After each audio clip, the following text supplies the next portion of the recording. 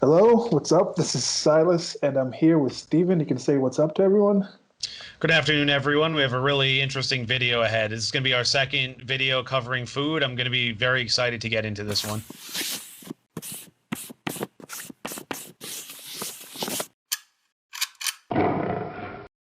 Now we're back in for the second part of this, and we'll just jump right into the dishes. If you're watching the second part, there will be this is part two of the intro. The intro conversation part that we had will be in the first part of the actual video. Or if for some magnificent way this recording happens to be less than an hour and 43, and then it took to get to the first one because we had an entire part, maybe I'll put it together. I don't know. We're working this, doing it as we go. Let's go to the next one, right? This Yep. looks really great now. Okay, roasted mushroom, smoked garlic, egg yolk, and parsley. This looks like really delicious. It's mushrooms. Mushrooms are amazing. Yeah, so like I say, I mean, I love mushrooms. I could eat them all the time. Um, Basically, there's a few different varieties in here. I don't know how well you can see them, but there's beach mushrooms. There's button mushrooms cut up. There's I want to say cremini. That's like the brown ones. Um, So basically, they're sautéed.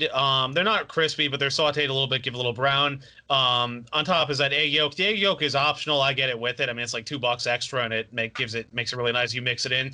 On top of the egg yolk is espelette pepper and some salt, and then the smoked garlic is mixed in. It's cut up very fine and sautéed in with that, so it works well. Egg yolk, espelette, garlic, a little bit of salt to enhance the flavor. Oh, it's mouthwatering. It looks great. Yeah. What's it sautéed? What oil is it sautéed in? That's a good question, actually. I mean, I'd imagine I don't. It's not olive oil. You don't taste it. It's probably like vegetable or canola oil or something. Yep. My go-to oils are ghee and coconut oil, and I like the coconut oil with the actual flavor in it. You can get coconut oil that has the coconut taste removed from it. I'm like, why? What's its point? I guess it might be some purpose if people want a certain food to come out with itself. But for me, ghee and coconut oils are my two go-to oils for cooking. Yeah, this is just mushrooms. I don't really have much to ask about these. No. It's like mushrooms of all sorts. I can't really think of a mushroom that I've disliked, actually. It's one of the things that's just, I'm all about the mushrooms. Well, and like I say, the other thing too is the egg yolk's optional, so it's a vegetarian dish otherwise. Or I mean, if you're a lacto-ovo vegetarian, you could do that. But if you want, I mean, I guess if you want it to be vegan, you can have it without the egg. And this one, do they somehow like separate the egg whites? I guess they might use the egg whites for another dish that they have on on their menu, and Yeah. then they keep Yeah. the yolks in this parboil, or how do they prep the yolk? Yeah, they cook it lightly. My guess would either be sous vide or by the texture of it, because you can tell it's cooked. Like there's a slight skin on the outside, but you can separate it too. There's different ways you could do that. Like I say, sous vide. Trying to think what else. Like a soft cook egg, you could pull it out. I don't think they would do that because then the white is Yeah, solid. You can't use it. So I'm not sure what they do. I mean, it has been cooked slightly. Like it is warmer and it has that slight skin, and you break it and it runs. So it's still mostly raw. And of course, as usual, has a disclaimer about you're eating rawish eggs. So if you have an issue, what's that process? It's what I call blanching. Uh, where they just put the egg into boiling water itself.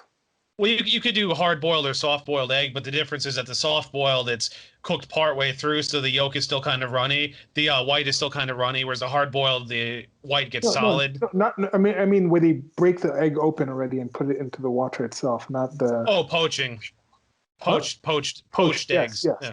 Could this be done but via poaching? I don't think so because with poached egg, I mean, it's still runny in the middle, but it's a little more cooked on the outside. So unless you were to do this very quickly, I mean, maybe they have a way to do that, but I'm not sure off the Yeah, top of my and head. also if the No. water is boiling itself, the way Well, to but down but could that's what I was gonna milk. but that's what I was gonna say with poaching is below boiling because water boils at 212 and poaching is like 180 to 200 or so, I think. So the idea is it's not quite like it's hot enough that it'll cook it, but it's not so hot that it'll actually boil it. Because that's the idea. If you were to throw the egg in, it would break apart it would rupture as you're getting at, but Yeah. also you don't want to hammer the egg in water. You put a little bit of vinegar in the water so the protein coagulates, and then the heat and that will sort of hold it together. But you still want the white should be cooked through, but then the yolk is also slightly runny. But this is like even less cooked than that, so something different. Okay, Yep, so next one, yep, sure. mushrooms. Buy mushrooms. Uh-huh. You look amazing. I Uh-huh. go out and buy some mushrooms tomorrow and just try to make some mushrooms. Oh no, but I really took some pictures. I'll try and include that somewhere of the classic mushrooms, the traditional mushrooms, and I'll try to remember whenever we're actually making them to record and put that up. Okay, so next one. Here we go. Diver scallops. It's ayo blanco and ayo negro. Mhm. One more thing, with you mentioned before, you said it was TC. Somebody was two back with the chisora sausages. Because even in Italian, when it's CH, it's normally the K sound. There's no K in the Italian alphabet. So they normally use that. Like Chianti is like CH. Well, It's right, like, but in the Basque dialect, that's how it's pronounced. Because I saw that Basque place my boss went to, and it was Chiquito, but it was like TXI. It was like yeah, like TXI. Chiquita banana is like Chiquita. It's not Chiquita. It's not like Kita. It's Chiquita. Chiquita But banana. my boss who was Spanish, he said it was Chiquito. So Yeah. Oh, uh, interesting. Okay. uh, So with this one, there's like again with it happens here with the J. It's like IO. It's like the Y sound instead of yeah. the J.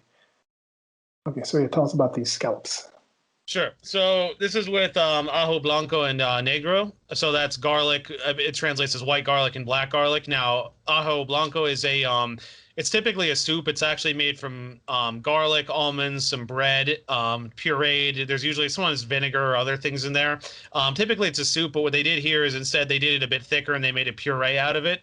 And then the black garlic, it was a similar thing, but black garlic, as you know, it's a different texture and flavor. So they usually typically do things like with port wine, red wine, all that. They made a puree out of that. And then there's a green oil. I'm trying to remember which flavor it was, if it was fennel or something. It was one of the infused herb oils, not super potent, but gives it like a little bit of extra flavor.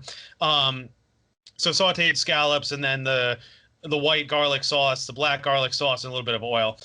This was the version I had. I'm trying to remember if it was like 2 years ago now or what. It was really good. It's not on the menu currently, unfortunately, though.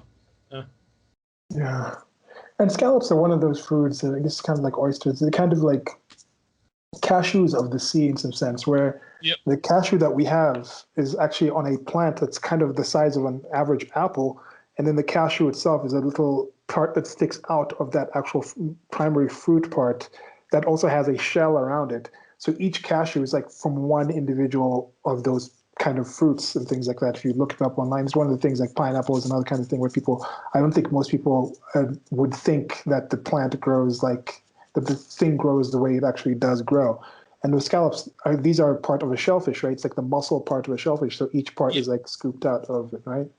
Well, so what I was going to say on that is that the scallop is actually the adductor muscle that opens and closes the scallop. So the middle part, the belly, a lot of people don't eat, which is kind of a shame. A lot of people do use the belly though, especially in higher end places. Like I know Thomas Keller actually has a scallop belly soup at the French Laundry, or at least he did. If you remember when we did the French Laundry, I think they mentioned it briefly.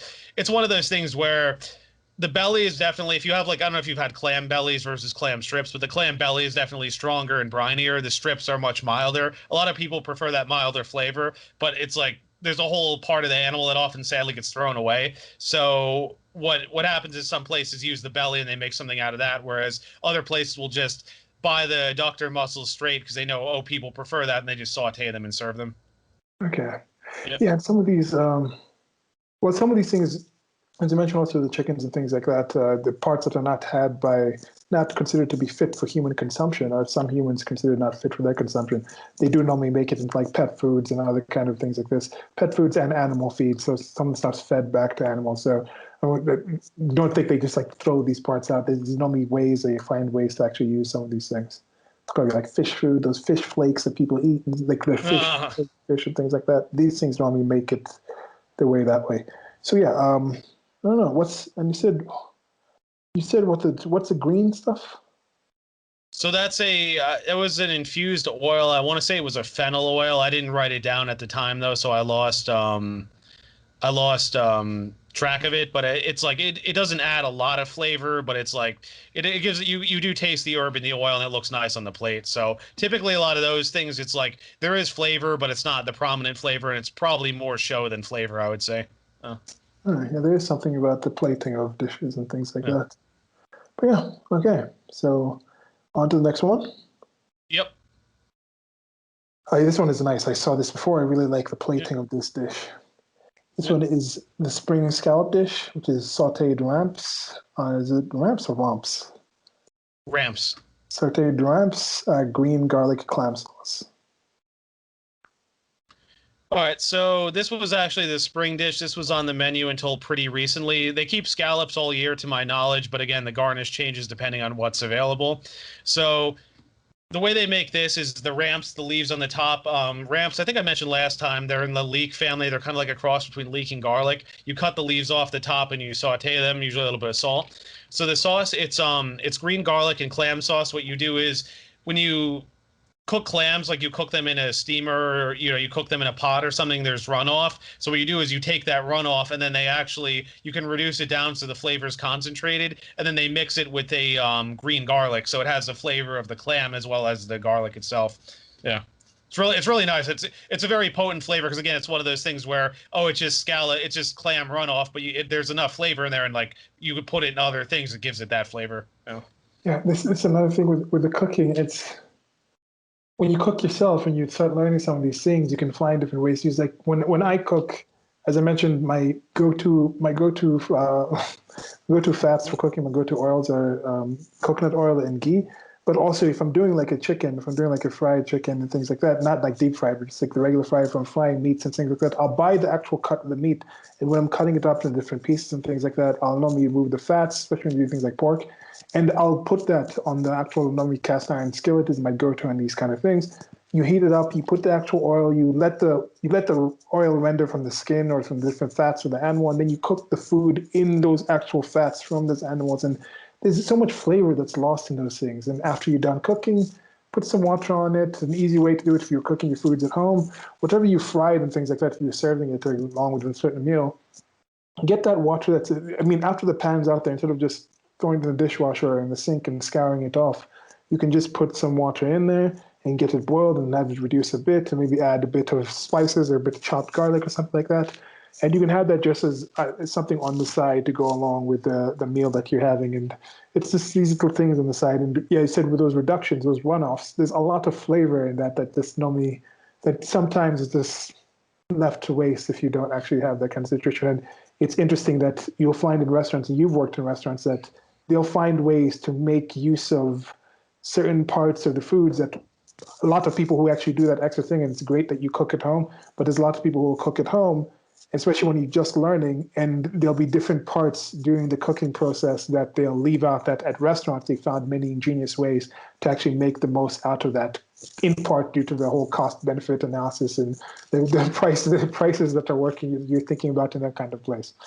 Well, that's also why you see a lot of things like pan gravies or like wine reductions, things like that, because you brown the meat in the pan. There's what's called the fond. That's like the remnants of what's in the pan, and then there's a lot of flavor in that. So then you put in your shallots, red wine, whatever, reduce that down. You make a sauce out of that. That's very common because you have the red wine, shallots and stuff, but you also have the flavor from the meat in the sauce. And like I remember a chef in school used to say, like, it's a crime to throw that stuff away. Honestly, yeah.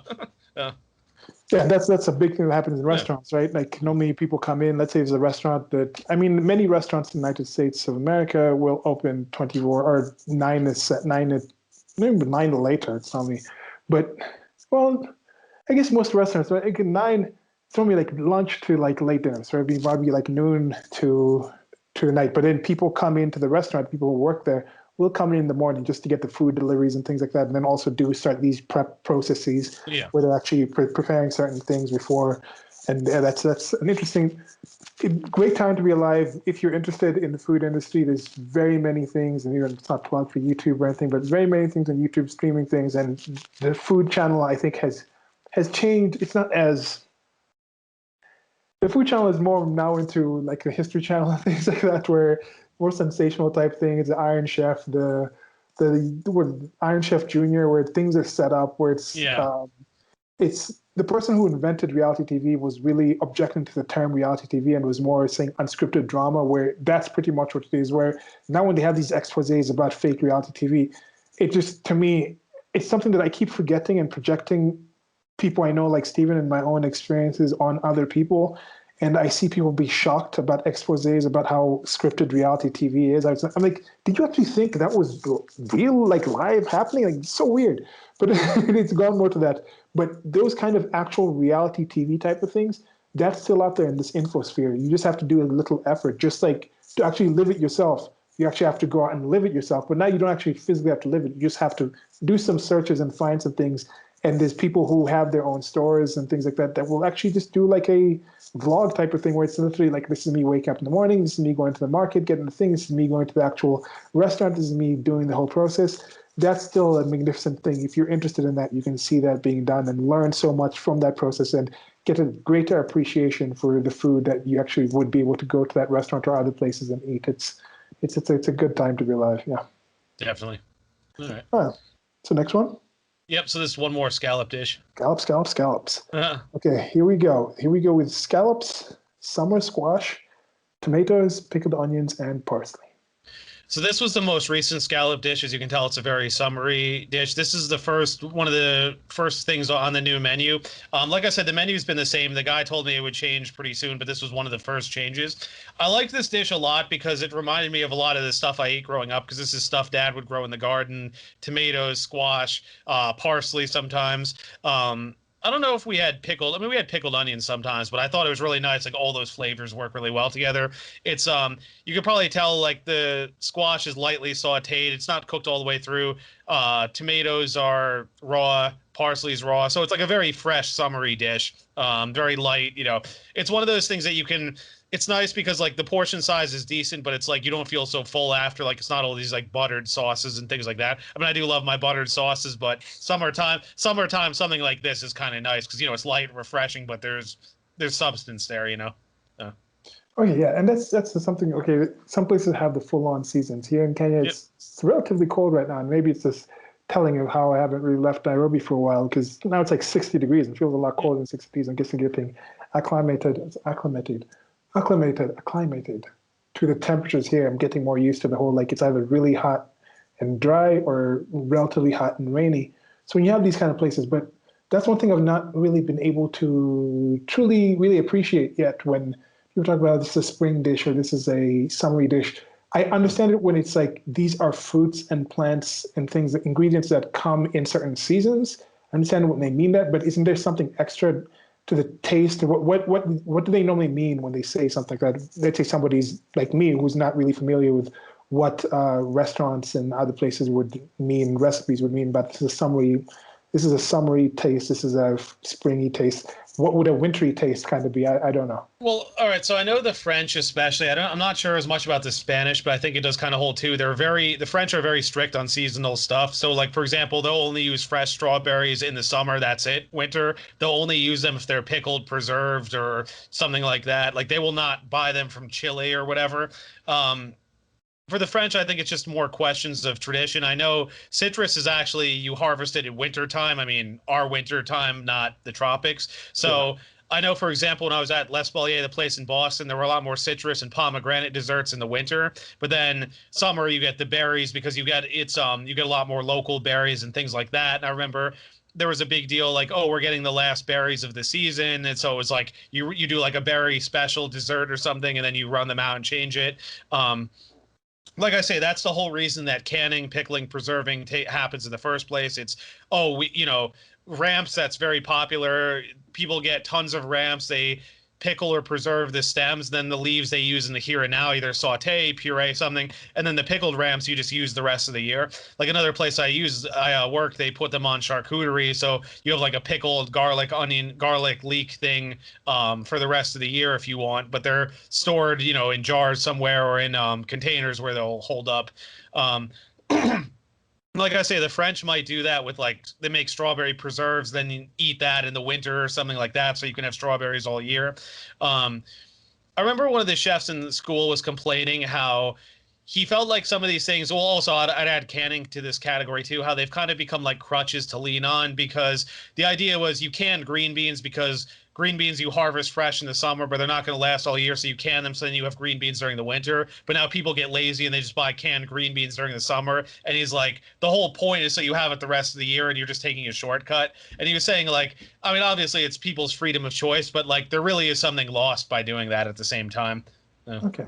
Yeah. So it's mostly something that refers to certain foods that were developed in a more seasonal state.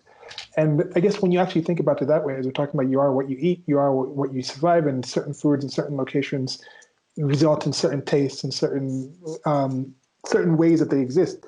So maybe there is something about the foods that were considered summer dishes were from foods that were developed and had certain tastes and mouthfeels and things like that, that in the whole pre-industrial ways of preserving foods at these levels that we had, would have certain kind of foods that would, in general, taste that way. Because I'm not thinking about it. I haven't really thought of any foods. I haven't heard someone say this is a winter taste in the same way that they say this is a summer kind of dish. So maybe the foods, and I've seen summer and spring are the only two seasons I've really seen. I'm trying to think, have I even seen like an autumn or like a fall? Well, yeah, like pumpkin and squash, things like so. Like what a lot of places will do is springtime they'll actually do squash blossoms because that's when the squash is starting to bloom. So you Okay. typically will pick the blossom. You can do like a tempura batter and fry it. I've seen that. You and then like once, but then the squash that continues to grow by the time fall comes, it's an actual squash, and you harvest the squash and cut that up, things like that. Okay. But of course. But of course, the challenge is that if you harvest a blossom, the plant won't grow, so you have to be selective in how you do that, things like that. Yeah. Okay. And So then those, the same applies to meats as well. Like if you hunt for turkey in the spring, they're super skinny because like they gain fat, for the winter, then they burned a lot of it off. And they say you shoot a turkey in the spring, you're shooting through feathers basically. Like they're super skinny, but then they put on that weight, and then come fall they get plump again. And then when you hunt them, they have more flavor and fattiness as well. So things like that. I know venison, similar thing. You have those typically fall. I'm trying to think of what spring you typically will have, like lamb, and they get sweetbreads then too because that's when they're harvested from the veal. So things like that as well. I mean, obviously you can get a lot of this stuff year round now, but originally that's what was done generally. Yeah. Yeah. Yeah. yeah. Okay. So Yeah. done with that. Sure. It's a nice Yep. plate. Nice Yeah. colorful plate. Nice fresh looking plate. Yep. All right. So next one. We talked about this earlier. We throw on the ground. I wonder if this was a street octopus as well. But we have Galician octopus, potatoes, and pimenton. Pimenton is a pimento. Pimenton. I've never heard of pimenton before. And will this be? Is there a different way to say the Spanish for the Galician, or is it Galician? Galician. I say Galician. I don't know. I'm not sure how they would say it. They'd probably say like Gaelic. Gaelic, Galician. I don't know. Go ahead. Yeah, so the Galicians are a certain they're actually a very interesting group because they're in I want to say the northeast corner of Spain, and it's the northwest corner of Spain, close to Portugal. It's interesting because they're actually more Celtic in origin. So like they actually have their own bagpipes, and they like play bagpipes, and they wear kilts and stuff. It was really interesting. I remember my wines teacher in school talking about that. It's funny because like you think of Spain, you think of guitars and like darker skinned people, darker haired people. That he's like you go to this area, it's like reddish haired people playing bagpipes and stuff, and you're like, where did I just walk into? But I guess this is one of their dishes though. Of course, being on the coast, so of course octopus is not too far. The potatoes are actually cooked in olive oil. It's really nice. They're simmered very gently, so they break up a little bit. Some salt too, for flavor, obviously. The octopus is lightly poached. It's still pretty tender. You can tell they didn't cook it super long. I think what you do is you cook it usually in I wish I could remember the French name. Translates as short broth. Court bouillon. That's the name. It means short broth. So the idea is it's usually a slightly acidulated liquid that it usually has some aromatics, some herbs, some vegetables, usually a little bit of vinegar, so it coagulates the protein. I think you cook it in that kind of liquid based on the way it tastes, but enough so the octopus, it's still a little tender if you cut it open. It's not tough, but it does take on those flavors. And then the potatoes, again, olive oil, salt, and there's Espelette pepper over top. It's a very nice dish. It's It's pretty delicate though. I mean, you taste olive oil, it's richer, but it's not overwhelming. I think it's another nice. I mean, I had it in spring as well, but I think it's nice this time of year because it's not overly rich. Yeah. Yeah, it's good. And octopus is definitely something I would suggest anyone try if they haven't. You're going to ask in the back if they throw it on the floor and poke the finger through it. Like the video I saw, but yeah, it looks like a good taste. It's another one. Yeah. The springy nature of the seafood of the octopus with the potatoes and this kind of look like scallops type of ways. They normally say that with potatoes, like scalloped potatoes. That normally means when they shovel it up with like a spoon. What does that normally mean? No, they're typically the scalloped potatoes. They're typically layered, so it looks like a trying to think how to describe it. It's typically it's like they're layered in shingles. So I'm trying to think like there's like it's layered in shingles and there's like cheese and stuff and it's baked. Okay, so it's like thick potato chips. Yeah, but there's cheese and stuff, and then you bake that, and then you just cut into it like a casserole. So these ones, you said this is like, are they potatoes like chopped first? It's like whole potatoes are boiled in that short broth and then court bouillon, and then. Well, the potatoes are cooked in olive oil. They're kind of rustic, like they're kind of just broken up. There's no peel. The potatoes are usually just cooked very gently in olive oil. I guess I've even seen olive oil poached potatoes. I guess that's not the best definition because they're not fried. Like it's not higher temperature and in and out, but they're sort of gently poached in this olive oil. Sometimes you can put herbs and garlic and stuff into the oil to sort of give it flavor. And then you pull the potatoes out and they're like pretty delicate.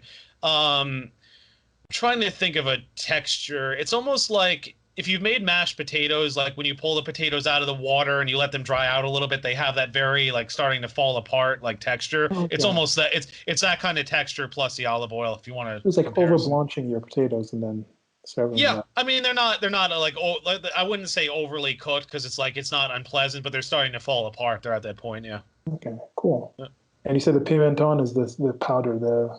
Yep. Yep, just sprinkled over top. A bit like paprika is in that kind of range. Yeah, it's the same because they're sweet versus spicy paprika. This is the spicier one. It's one of the more exciting looking plates that have been made kind of dish. Yeah, it looks good. All right, next one. Yep. Okay, here we go with pork sausage with caramelized onions, spinach, and white beans.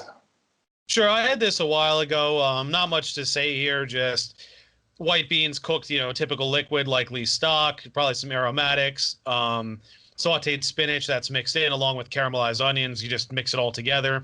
This was on the menu in winter. It's not a soup exactly. You can see a little bit of liquid in the plate, but it's not. It's almost like you could almost say it's almost like a stew, but with less liquid. I guess that's kind of what they were aiming for. It's like you just cut the sausage and sort of eat it all together. It's very nice. I love spinach and caramelized onions personally. So. And so this one is, how's the sausage prepared? Is the sausage boiled or is it fried? I guess. This here it's just seared in the pan. Okay, so it's seared in the pan and probably caramelized onions and also throw the spinach in towards the end of that cooking process, and then the beans are on the side. Well, you cook the beans separately, and then what it is then you saute the spinach and the onions. And usually the way it works in restaurants is you prep these things in advance. So you'll have your mise en place, the term, everything in place. You'll have a station with spinach that's already been sauteed, onions already caramelized, some beans, and then you heat up the beans first, then you throw in the spinach and onions, make sure they're hot, and then you put the sausage on top and send it out. Yeah, that's one of the things I get into before. I normally trap myself into sometimes when I'm cooking.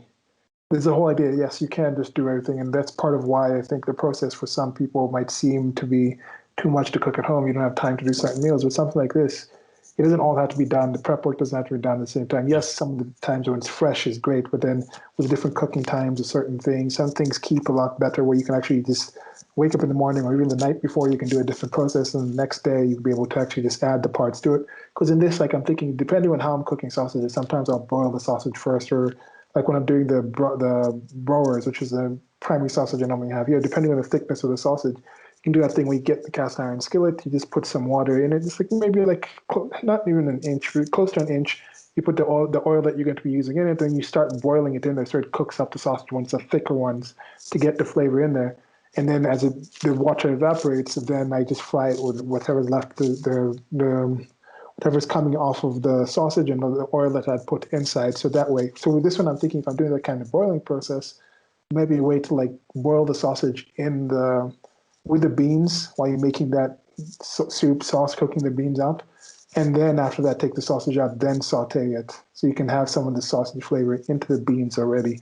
Or if you do it in inverse, this is the thing with like the freshness of it. You probably wouldn't want to do with a saute and then you boil the beans in the thing because the beans take longer. But that's just something I'm thinking off. Well, I was going to say also you have to realize that realistically in a restaurant setting, you're cooking for how many people and you're cooking how many other dishes. So you have to have that set up to be efficient. So again, you cook the spinach most of the way through. You put it in a container, you cool it off, put it in a container. There's usually the hotel pans that we call them ninth pans. Well, I don't have one to show you an example, but the different sizes. And what you do is you put your stuff in that. So you have some spinach in this, you have the onions, you caramelize, cool them off, put them in that. The beans you cook pretty much all the way through, put them there. Then you have your sausage. Then when an order comes in, heat up your beans. The beans are going to take longer to heat. Then you throw in your spinach, which is mostly cooked. You throw in your onions. You have another pan with your sausage. Then you plate it up because you have to think again. You have to put out how many of these, and if you had an event, you may have to plate like 20 of them at once or something, and then on top of it, you have to cook all these other dishes. I mean, they have multiple stations and all that. The kitchen there is open too, by the way. Actually, it's kind of interesting. You can walk by, see what they're doing, but it has to be set up that efficient way. It's like you can't make everything from the ground up each time. I know maybe if we do an Italian place, we could talk a bit about risotto, but that's how risotto is here. You cook the rice, then the order comes in, you just finish it, and you add your stuff and serve it. In Italy, I hear a lot of restaurants, they make it from start to finish, but it takes so long, and most people don't want to sit down that long waiting for the risotto. Again, ideally, quality is probably better, but realistically, in a restaurant, no, it doesn't really work. Yeah. That's a bit of a cultural thing in Italy. Yeah. Dinners are events. Yeah, exactly. Like extended thing, and like it's like a common thing, a really extended type of thing. And there's also a few. This one amazing restaurant I went to in Rome was like, it was on in Trastevere. When you pass Trastevere and you're going to, I'm forgetting the name of this place. It's just like one of the main hills overlooking Trastevere. I'm forgetting the name. The name, Gianicolo Hill. Okay. January Hill. It was like, there's a few different paths to get to the stairs and to get up there. And there's one that has this magnificent restaurant on the side. It's just like by this family, just this guy, and the rest, the menu changes like every day or every week. It's just the guy, and he has like 3 tables outside, and he normally serves just like 6 or well, I guess he's normally open from the evening on. So he normally has like when those 3 tables.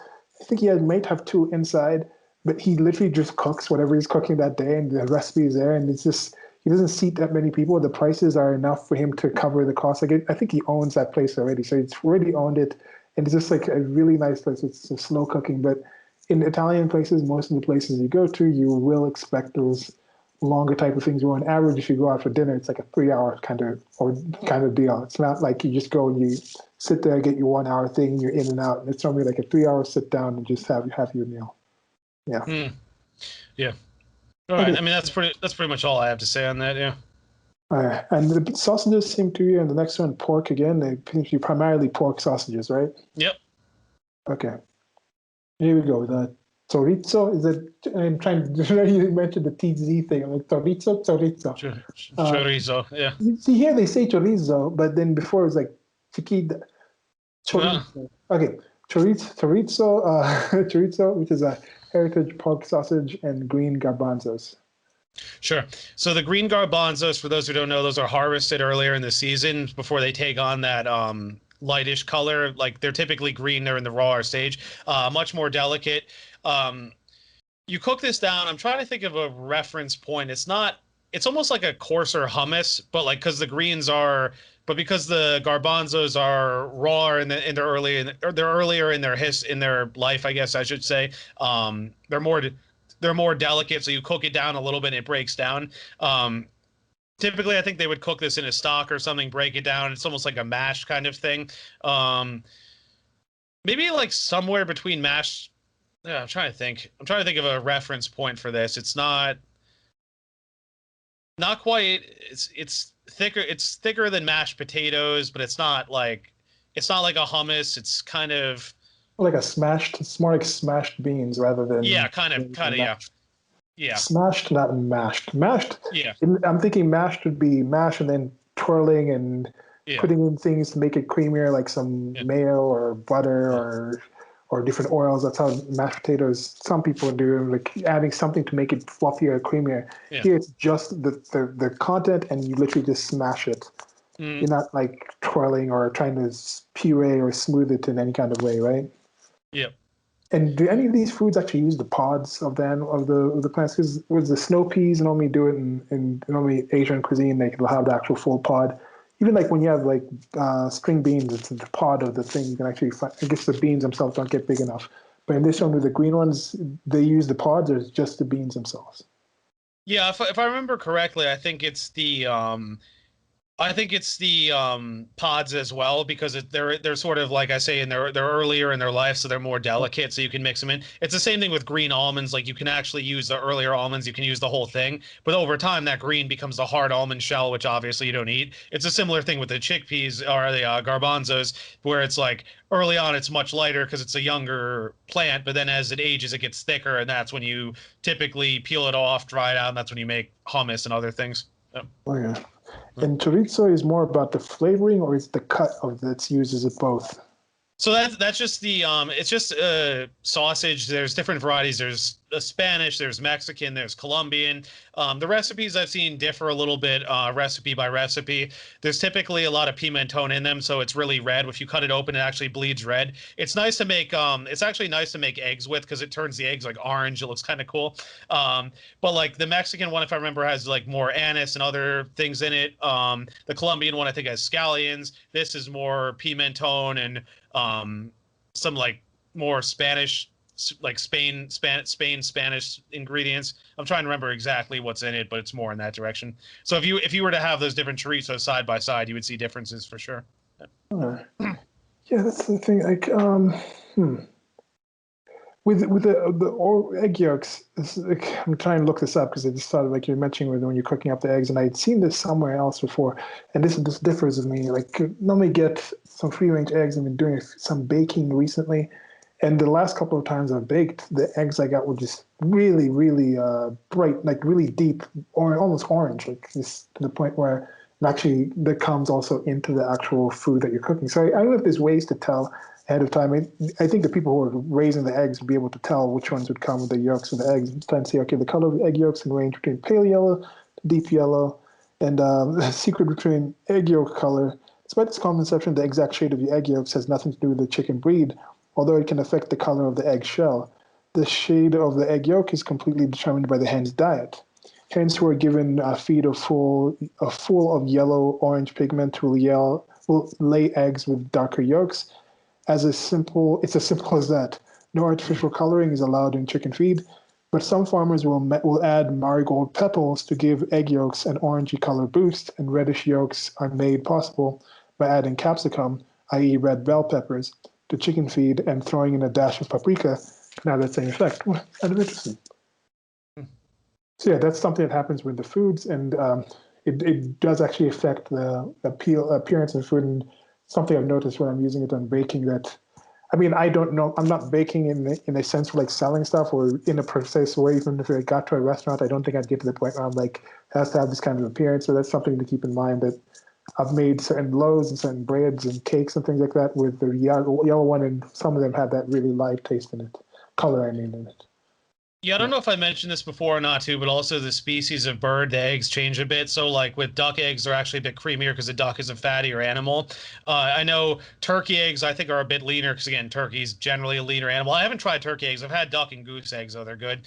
I know you can eat an ostrich egg. They're the biggest eggs you can eat currently. I mean, there were bigger birds in the past, but currently I haven't tried those. I've had ostrich meat, but not the egg. They're really big though. It's one of those things like you either eat just that or split with a few people, I guess. I Yeah, don't know. they know like big omelets. I think I had them when I was a kid, and there was like this ostrich farm kind of park place where Sure. when you're walking across the threshold of the place, they have like ostrich eggs kind of like put somewhat into the ground, and they're so strong that you can just like walk over them, even grown humans, without like cracking them. It's like, and it's kind of thing also with like eggs, even regular chicken eggs. I think it had more to do with like the way the pressure is being put on it, where there's a certain way where like if you push an egg, where I think it's like we hold it in your palms, like horizontally, it's hard to put enough pressure onto it to actually crack the egg because it distributes the force in such a powerful way, and it's part of nature. Because if you do evolution, if this didn't happen and the eggs were laid and they cracked, they wouldn't have reproduced. So over this the selective process takes some time where the eggs that can strongly resist the downward pressure of the hen sitting on it will be the ones to survive, and those genes kind of pass on. It probably happened even longer before it was hen. Why are we wasting our time just on like current dinosaur eggs? Let's go more to like the older type of still more reptilian dinosaur eggs and start having like crocodile eggs and stuff like that. Have some reptile eggs, because birds technically are just maybe just feathered dinosaurs, because even dinosaurs in the past had feathered. They're just flying. Even dinosaurs in the past flew. Anyway, they're just more like current here, smaller dinosaurs. Like ostrich is closer to what they came from than a chicken. Yeah. Yeah. Okay. All right. The next. Yep. Okay, here we have the terrine, fried pork shank, Manzilla mustard, and so there was a funny comment here where one of my Facebook friend who's a vegan, I posted this, he goes, "Wow, that's a tasty looking orange." I went, "That's a lemon." So that is the thing. That's surprising because he's American. So I don't know if he just looked at. I don't know if he just looked at it quickly or what, but I was like, it looks pretty yellow to me. So, and plus I had the dish, so I don't know. But that's like, that's what I'm saying. So I'm surprised because he's American. Maybe, I don't know, because in my experience of having oranges in many other places, we have different kind of strains of oranges, and many oranges look like this. That whole like deep orange that they have in the United States of America is not as common. And also like when you get like orange soda in Italy or other places, they don't have the artificial food coloring, and it's more this kind of lemonade type of color. It's not as deep, but of course they have blood oranges that are red. So many oranges in Kenya, the average ones you get, are more of this kind of color rather than the deeper orange. Yeah, I don't know. Not super important. I just thought it was funny. Yeah, that's what I want for him to say that. I'm not surprised he's a vegan now. But so okay, tell us about the terrine. Hello, if you're listening to this, not an insult. But there's some things you say that are not. This is not surprising. So this was a dish I had a while ago. I think the way they made it is they took the pork shank, typically very tough cut of meat. They cook it down. They cook it down so it breaks up very nicely. They sort of molded it into a terrine type shape. I don't think it was like a true terrine. It was probably similar to a rillette, I would say, by texture. Like you sort of cook it down, it sort of cools in its own fat, and then you slice that into pieces, and you bread and fry that piece. And the manzanilla mustard, manzanilla is a type of green olive. It's with mustard, and there's some other things in there. Pureed. It's almost, I'm trying to think of a comparison. It's like an olive puree kind of, not like pesto. It's like solid. But you puree that with the mustard and other things for flavor. On the side here, the photo is a little blurry. I admit it's not the best photo. There's some mustard greens that are raw, tossed in a light vinaigrette, and just lemon, which they recommend you squeeze over top. A little bit of sea salt to finish on the top too. Yep. Yeah, interesting. So pork, mustard, olives, a little bit of acidity between the vinaigrette and the lemon. The mustard greens have a nice spicy flavor that complements the olive mostarda. But they said there's a mustard greens, the shrubbery on the side there. Yep. Okay. Yep. Yeah, there's many things where it's like you can find the shrubbery part that you have that like, or some other things where it's a shrubbery, you can eat the other parts of it and have some extra taste. Like as I mentioned the last time, the cilantro, and I had that, I normally use the full thing. Some people normally, I don't use the roots, but some people normally use just the leaves. And we found some more cultivars, some more like older forms of it where you even have the flowers in it to get that into it. Something like beetroots, and people normally just eat the tuber section of it. For me, I really am a big fan of the beetroot greens, the parts that actually grow up, the shoots that grow up. And it's also, it still has that really unique red color that comes out of it, but I like mixing that with, here what they call spinach here is actually Swiss chard. Is more common here. I like mixing those two together. And haven't done this yet, but I can imagine a really cool kind of, because they normally like palak paneer, which is normally like a more the cream spinach type of thing that you do in Indian cuisine, and then they use like paneer cheese, and they kind of slightly fry the paneer cheese and put it in that with like the cream and stuff like that. So I'm thinking there could probably be some kind of cool way to do like cream spinach type of thing, but with beetroots instead, and then use some kind of palak in there and do some kind of mixing. I could probably even use like coconut cream instead of just heavy cream, and see how that happens if the red color comes out and seeps into the veg and have some kind of pinkish look into it. Yeah. That's a dish. Again, the third dish I've thought of while just having these conversations. So some of these things that I think as we work on this, the things we kind of think of during this, but do a separate thing where like, okay, now it's dishes that we're trying ourselves as well. Okay, yeah, so yeah. And any of you watching out there, hopefully you find some inspiration too. And I mean, if you have any ideas you want to share, I'm happy to hear them. I mean, there may be things that I may not pick up right away, or if you worked in kitchens like I did, you may have learned certain things that you can sort of integrate into this. I mean, I'm happy to hear ideas, of course. Yeah. All right. Okay. Anything else you want to say about this? No, that's pretty much it. And then just desserts, there's only 2 of them, so. Good. So now we're on to the desserts. Yep. I don't know. This is actually looking like, I guess we're the first time when we start getting to these, maybe we run out of some of the conversations that we've had in the earlier sections that make those ones a bit heavier. But okay, this looks great. It looks delectable. Yeah.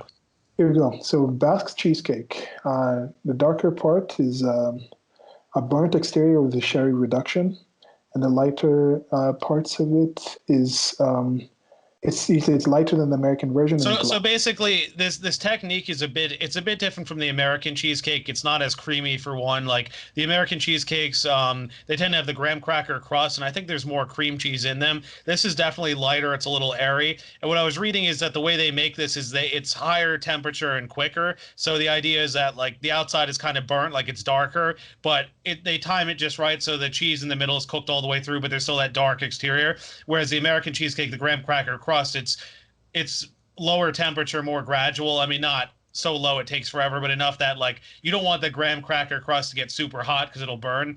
But it more sort of congeals, and usually there's gelatin and things and to sort of hold it together. Whereas this, it's more about cooking it quickly, so it just sort of solidifies. Like I say, it's lighter. On top here, there's a sherry reduction. Obviously reduced sherry drizzled over top. One of the pictures here, I have a sherry in the background. Yeah, I get a lot of wine and other things with my dishes. I pair the cheesecake with a sherry because sherry reduction pairs well with this. There's a few different sherries. Some are really dry, some are really sweet. I usually do one here that's moderately sweet, so it's not overwhelming and it sort of complements it. But there's usually other flavors too, like you'll get certain nuttiness and other things that work well with the flavor. Yep. Yep. And cheesecake is also one of those things I'm wondering, how did they first come? How did the first cheesecake? Who thought of that cheesecake? I mean, you're already using butter and cheesecakes vary from country to country too. Like I say, like I think in Scandinavia, they were telling me they have like a savory cheesecake. I don't know how that tastes. Of course, the American one is typically cream cheese. There's some gelatin, graham cracker crust. This is sweeter, but it's kind of light. It has there's no crust, but it's that darker exterior. So I think it just depends on the culture, background, and it was probably one of those things where somebody came up with a cheesecake, other people sort of tried it, and they sort of did their own interpretations of it. That'd be my guess anyway. Yeah. A few websites, History of Cheesecake, Ancient Greece seems to be the first place where it's been written down to have existed, but other places might have been making it separate. Leave a link to that you can check out. I like cheese, and everything cheese, I'm gonna like into it. And yeah, I'm just kind of thinking, like, could you make like a gorgonzola based cheesecake? I don't know.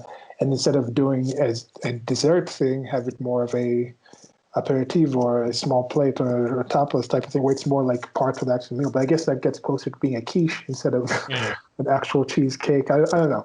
It could be interesting. Let us know also in comments anywhere. What's the most unique cheesecake you've had versus just like the typical, I guess the cream cheese based ones? Have you had any other kinds of like a blue cheese cheesecake, or it might be something about the cheese itself that would be harder to actually get it into a point where it can be part of a cake. But yeah, well, like I said before, the fat content would differ, so you'd have to add other things, and maybe then it's like, how much do you bake it? And I mean, I'm sure people have figured it out, but there's definitely a little bit more. Like you couldn't just take a cheesecake recipe and swap out the cheese and have it be the same, because there'd be other variables that would. Cheese itself is rather variable, as you Well, mentioned. it's sort of like when people make sweet potato gnocchi, how it's different because, or sweet potato fries, because the starch content is different. So Yeah. russet potatoes are ideal for fries because you blanch them, you cook them lightly, you pull them out of the oil, you cook them again at a higher temperature, they get crispy. But sweet potatoes, the starch content is different, so they don't turn out the same. Oh. Yeah, one thing I'm looking to try, as you mentioned, that sweet potatoes is just like the typical potato salad. You know, it's normally just boiled Yep. potatoes. You would normally go with like mayo, and then they put like maybe grapes. That's like a typical type of thing. But here, one of the other fruits, other tubers that we eat is arrowroot, which is called nduma here, and then sweet potatoes, and then cassava also. I'm thinking of doing like typical potato salad prep, but switch out the potatoes with sweet potatoes or arrowroot or cassava. So I'll let you know how it goes. With the cassava, of course, I have to cook it a lot higher. It's a lot stronger, stingier of a thing. Arrowroot is drier as well, so I'll have to think of how to get those sweet potatoes easy to get it to the same consistency as the potatoes that you need for potato salad. So I think that would be a lot easier of a transition. But I'll try to see how to do the arrowroot and the cassava version and let you know how that comes out when I try to remember. Yeah. Hmm. All right. Okay, so done. Next Yep. one, last one. Yep. Here we go with the churros. Churros paired with chocolate. Before you get into it, there's an obligatory thing. Charles Barkley is a gift to the United States of America and the world in general. Go on YouTube or somewhere. I think I'll try to leave a link somewhere here. There's this thing of you can search Charles Barkley, San Antonio women, and some of you already know what I'm talking about. I don't want to Oh. spoil it for or anyone who hasn't seen it, but I'll leave a video below in the links on the blog post when I post this up. To that, I've already taken a note down. You have to see the Charles Barkley thing with the San Antonio women and related with this. So no spoiler from them. It's hilarious. It's tip-top comedy. So tell us about the churros. Sure. So churros, they're often referred to as Spanish donuts. It's very similar batter. It's usually done through a piping bag with a star tip. You shoot it out. It kind of comes out of this long, thick, twisted thing. Then, of course, once it falls in, you can twist it or move it around so it forms the shape that you want. Again, very similar to donut. Typically tossed in sugar, cinnamon sugar, paired with a chocolate sauce. It's not overly sweet, which I like. I don't like chocolate that's so sweet. It's like still a little bitter. It's well balanced. You can kind of see the stem. I had a sherry with this as well. Churros, it's one of those things that like all the Spanish descended countries have. Like you can get Mexican churros, Philippines, all this. I think it's similar idea. I mean, I think the spices and things may change a little bit, but it's the same basic concept. Like, you take a donut, it's the same basic dough. It's just you put different things on it accordingly. Yeah, it's fried sweetened Yeah. dough. Yeah. What culture doesn't like that? Yeah. Everyone's gonna find a way to consume more fried sweet dough. But yeah, so with the chocolate, what other sides do they provide? I can imagine can maybe go with the custard. All kinds of things can be good. Just anything you can dip it in. I've seen other places do custards and things. Right now, they only have these two desserts that may change as they change up their menu. Typically, this isn't a place I get dessert anyway, but like occasionally, I feel like trying these. Um, I've seen. I'm trying to think. I've seen them with like. At Black Ant, I had churros. I'm trying to think. It was with was it berries and hibiscus sauce or something? Like there was something different out there, but you can do a lot of different things. Like you say, you could do. I've seen them with like a vanilla custard type thing. I've seen them with chocolate. I've seen them with berries. I mean, again, you think about you put donuts, you can do, chocolate, strawberry, vanilla frosted. Like it's a similar idea here. I mean, like you say, fried sweet dough. I mean, pairs with a lot of things. It's the kind of things like again with the freestyling off of things because I was thinking there could be savory ways to do this. Like we've just already you showed different kind of reductions and sauces and thicker sauces here, like the black garlic sauce or the white garlic sauce that's made like to a thicker kind of consistency, or just like aioli or things like this. Where personally here in Kenya there's like ugali, which is just this wheat meal. It's just pretty much just boiled water and wheat. It's like porridge but thicker. It's kind of like polenta for some people who've had Italian food, but thicker in that sense. And Yep. then there's chapati, which is something that we kind of adopted from the Indians that were brought over during the colonial times or the Brits. And it's just like a fried flatbread. It's normally just some kind of fat, water, little salt, and the wheat dough. And then now you can do different things on that. From that, I've done like flavatis and flagali, fugali. Oh, no. I don't know what even the flavors with nogali. But anyway, you add different things, and with the chapatis, you can do like more sweeter scents, or you can do add more spices and herbs and things like that for different flavors on it. But with something like this, instead of using the sugar or less sugar, what if you put some spices, some paprika, some more saltier type of thing, and then you served it instead of with chocolate dip, you use something like the black garlic or the garlic things, or even something like the manzilla mustard, where you have that same kind of thing, but then now you use it for more of a savory type of thing in a different dish rather than dessert. Well, I was just thinking you do like a corn fritter type thing. You could even do that. Like I've seen corn fritters with like, you have them with I mean in the South they're hush puppies, but like maybe some version of that. I mean, trying to think what else you could do here. Corn, like I say. I mean, I think those are based on cornmeal, but it's similar because it's like the fried dough kind of. But Maybe like like some kind of eggs. creamed cheese type of different sweeter type of thing, or different kind of flavors in there to have the dip. Different things you can do in Yeah. this.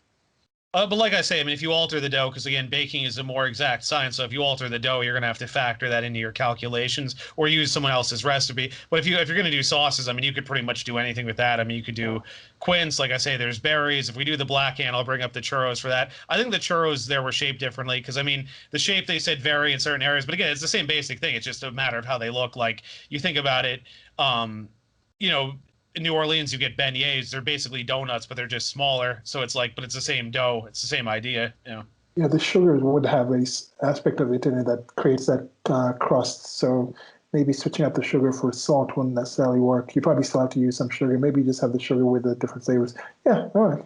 Yeah. All right. So that's it. Yeah, that's all I have. So that's it. Yeah. So tell us what are other thoughts and things that you've heard about? Have you been to other tapas places, or is this a primary one you've been in New York City? So there's this place I mentioned briefly called Chiquito. It's the one in the Basque spelling. I wanted to go to it, but it's been closed with the pandemic. As far as I know, it's not permanently closed. They're going to reopen. That's another one, though, the way it's set up, similar to this. It's kind of small, so I guess they didn't want to open to 100% capacity. I guess Huertas was willing to open before that. They can just set it up a certain way. Similar food there as well. They had a foie gras there too, but they had this stew. They had different sausages. They had some interesting stuff. I went there in the winter, so I probably had a more wintry menu. There was another place I have to look up the name of that I was checking out, but I want to try some of these other places too. I mean, Huertas is great, but it's like I've been there a lot now, so probably still go back once in a while. But I want to try other places and sort of compare and contrast. I was saying to some people recently, I think that's the problem is like you go to places a lot, you sort of get comfortable and they take care of you and they send you stuff. But it's also like if the menu kind of stays the same, it's like, do you want to come back and keep ordering the same things? Like it gets boring. So it's like for example, like there, it's like the menu is going to change soon, but it's like I've tried the majority of the stuff and the things that I haven't tried, I'm not really that interested in. Like they have like brined clams and things like that, but I'm kind of like, doesn't really appeal to me. And then Minetta Tavern, it's like I've tried most of the menu now too, but that's changing as well. Plus they have specials, but it's like there's a few things that like, oh, I'm in the mood for a steak frites, I go there. But then there's other things. It's like I'm not gonna get foie gras every time I go there. Like one, it's good, but it's rich, and it's like if it's the same accompaniments, it's like all right, I've had this a lot, so And try. animals. Well, it's trying to find that balance of like I want to branch out, but it is nice to be taken care of too. And then it's like there are a few times where I get my bill and there's like a lot of stuff taken off, and it's like wow, this is kind of nice. So it's like finding that balance of you want to be loyal and there's something for loyalty, but it's also like there's so many restaurants here too. It's like you can eat in a few of them, you can eat in a lot of them, you're not going to get to every single one. I mean, there's just so Yeah. many. Yeah, there's something to be said about the consistency, and then on the side, you want to do some exploration with Yeah. the culinary like taste that you have there, and with the nature of tapas places. Most places will have certain differences, and they'll have differences, but they're based off of cuisine from a similar area. So there'll still be some go-tos that you might find in different places, but it's worthwhile to try different places because there might be some small twist on something that sparks a different idea in your mind. And the same way how some people have certain allergies to certain things, some people might have certain, I guess what the inverse of allergies are, where they'll have certain taste bud explosions that are really appeal to them, where it's like some random thing that if they have it in a sense, one person would be go ill by it, but some people might have some higher taste profile. Like simple thing, like seriously, if there's some people who are allergic to beans, there got to be some people on the inverse of that bell curve that beans taste magnificent to like more than just like the average nutrition that like the average person gets from it.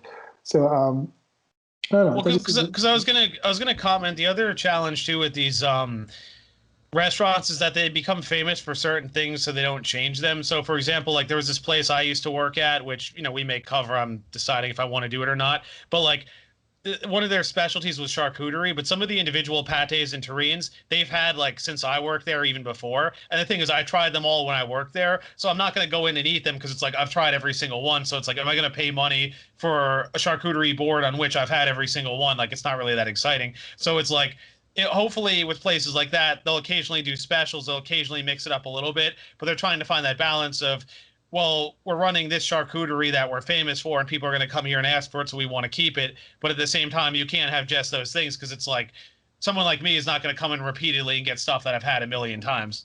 Especially like I say in my case, if I used to work there, it's like I've tried everything anyway, so I'm not really excited by it. Yeah. Yeah. But then how many people have worked there? And then also just think about yourself in general and just think about, especially when it comes to something like foods.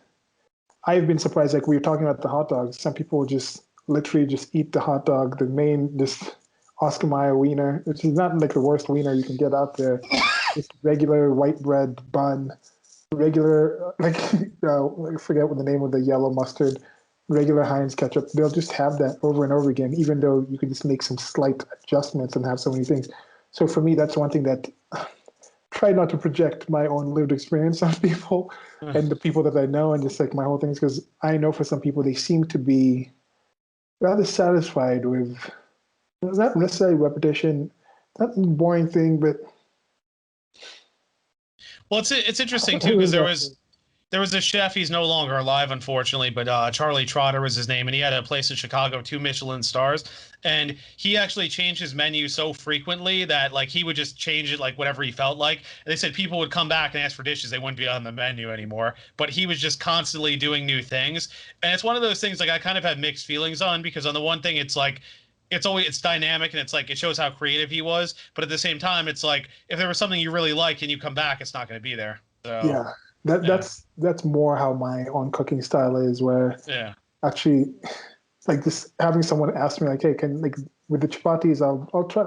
Yeah, I might as well just make that public. The chapatis, I've made chapatis for people several times, and the last time I made it was for my best friend's wedding, and one of the dinners after her wedding, and she was like, hey, can you? The people who had them were like, hey, can you show us how to do it? I was like, oh, I'll do a video, and then it's something that I learned from watching my mom, where I just kind of know the way to make them, and I've talked about the favatis, where in general, they end up being rather delicious in some certain spectrum of deliciousness. But having the point where I had to like actually understand how many cups of water am I using, how many cups of flour am I using, what amount of salt, like the temperature, all these things when you break down to that level. There's some cuisine, I'm sure I could probably develop it to a point where I get it to be like the most excellent version of chapati that I have. But most of the dishes I make are mostly more freestyle, where it's like I can make something again. Like the first time I made like coconut, I made this coconut thing with goat livers and coconut milk and caramelized onions and some chopped garlic, and I had it with like a pasta instead of using like so it's kind of like an Alfredo, but instead of that kind of thing, and it was with the actual coconut stuff. And then I've done with mushrooms, but that one will fluctuate in different levels of getting things. So anyway, just breaking it down, for me, I'm more of a guy who just likes freestyling with that and different things and that. That might be more because of my background, things like that, or how much I've actually gotten into it. But for some people, as you've mentioned, if they like something, that's what they're coming for. It's a different considerations to have. But Well, yeah, like I said, I'm kind of. It's funny because I feel like I'm sort of the in between. Like I like if I go to like Minetta Tavern and they have a special that really grabs me, I'll get it. But then there's other days I just feel like having a steak frites. And then like there's a few local spots. Like there's like a Mexican place I go, I'll get like a shrimp or a steak quesadilla regularly. Where there's like a bar nearby where I get like a steak frites, like or it's like sometimes a burger. But there's certain things that I just like. I don't know, like I'm in the mood for like something that's comfortable, familiar. And then there's other times where I feel adventurous, or especially if I go to a higher end place, it's like I want to try the more interesting stuff because it's like I said, I mean, Minetta, it's like I've been trying like the other steaks and stuff lately, but it's like bone marrow, like I still like it, but it's like I wouldn't get it every time because it's like I've already had it how many times it's. And like they'll keep it on the menu because people order it regularly, but it's like I would not come back and get it every time because it's like unless if I haven't had it in a while and I'm in the mood for it, I will. The other thing I used to laugh about too is that My preferences of food sort of did go with which places I worked in. Like when I worked at that first place with charcuterie, I was so sick of charcuterie, I would not eat it for like a year or two afterwards because I was trying it all the time and it was always with me. And then like after I didn't have it for a while, like okay, I wanted it again. When I worked at Neta, I didn't eat sushi like anywhere because people like want to have sushi. I'm like I eat sushi all the time because like they would give it to us for family meal. The chefs would make extra rolls and give them to us. I'm like I'm eating sushi all the time. I want to eat other stuff on my day off. But then I also thought about this and like I'm a big steak eater, but if I worked in a steakhouse, like I would not eat steak. Like I'll, Yeah. it's because you get tired of that thing, you know. Yeah, I think one of the few places where I don't think I would stop eating. I think I would. I never really seem to get tired of pizza because there's so many different Yeah, ways of pizza you can have. Even just like the plain pizza, it's just a great, it's a yeah. great way to eat the food. Baked bread and then like the stuffed cheese. Most of the pizzas I like have cheese on them. And another one, I don't think I could get tired of eating like a lasagna place. There's always going to be having Uh, lasagna over and over again.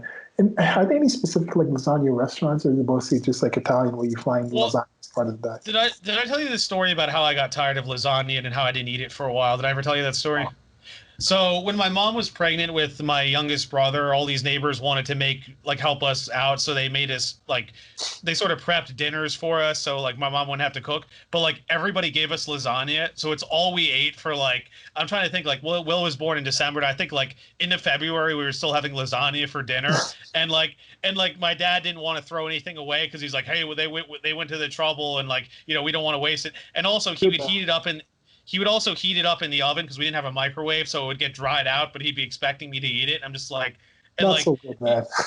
and then but then it was funny because then I remember like I complained and my parents were like, "Hey, our neighbors are trying to help us." Like, I know, but it's like it's all we ate. So like I didn't have lasagna for the longest time afterwards. But then for Lydia, my last job, on Sundays they actually served on the family menu, and the leftover stuff they would serve to us. So like I would eat that sometimes. That was really good. It was with a rosa sauce, so it was the pink sauce. So I guess it was like tomato and some cream. That was really nice.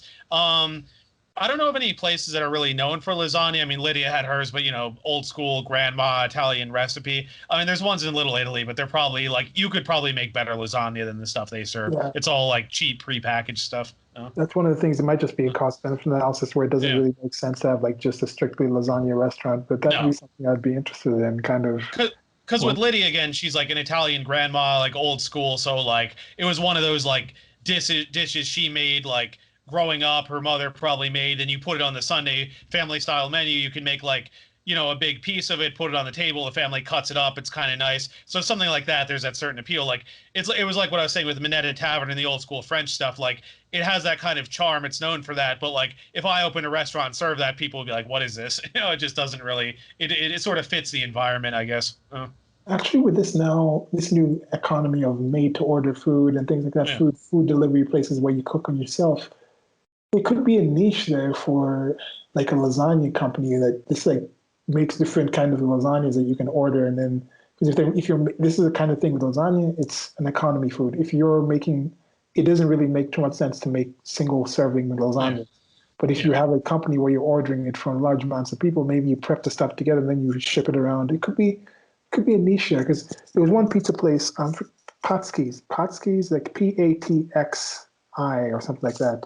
Um, we had one in San Francisco when I was living there.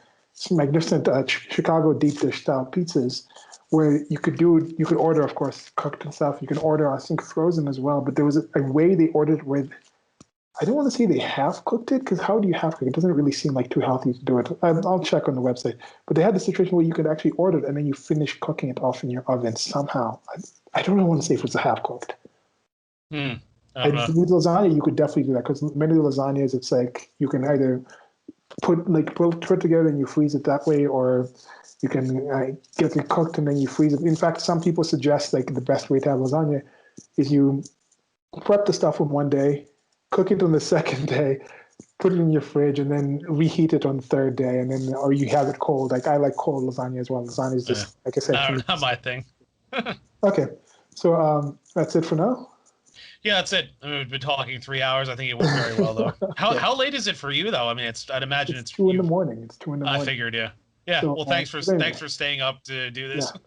Uh, Steven's eating up New York, and he's had all the photos and things like that. So I think we'll try to keep this regular. And as I mentioned, we'll sure. have some more announcements and things like that. Right now, I'm posting it on my primary channel, but I have chefing it up carbon33.com. So we'll talk with Steven and we'll bounce ideas and see how we want to get this project up on a maybe separate platform in and of itself, but it will still be connected. If you're watching this on my primary channel, I'll still be cross-posting, if not the full things, at least a link telling you this stuff with this, because as you see, we are talking about food, but we're talking about other things as well. And my channel is mostly just me talking about my life and the people that I know, and I'm enjoying this conversation kind of ways going on. Steven's been the primary person who's been along with me in these conversations, and thanks a lot, Steven, for Thank you. both enjoying the food and deciding to come and enjoy the experience with that together here. Anything you want to say to the peoples? That's all. I hope you enjoyed it, and if you're in the city, I recommend you check out the restaurant. Okay, so that's it for now. Goodbye. Bye-bye.